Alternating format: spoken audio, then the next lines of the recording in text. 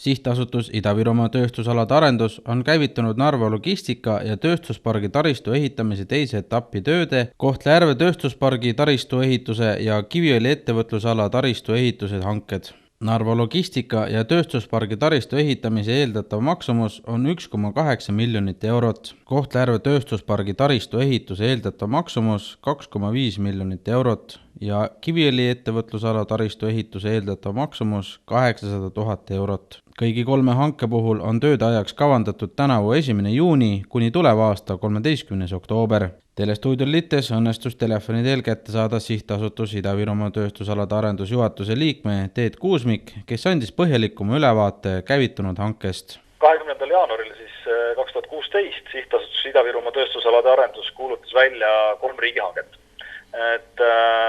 See on Kohtla-Järve tööstuspargi infrastruktuuri riigihange, Kiviõli ettevõtlusala infrastruktuuri riigihange ja Narva logistika ja tööstuspargi teise etapi infrastruktuuri ehituse riigihange. Plaanime riigihanked läbi viia 6 aja jooksul. Eesmärk on saada hinnapakkumised nii tehnilise projekteerimise poole pealt kui ka infrastruktuuri ehitamise poole pealt. Esialgsete plaanide järgi on investeeringute maht kokku 5,1 miljonit, aga täpsed hinnad selguvad juba riigihangete tulemuste kohaselt.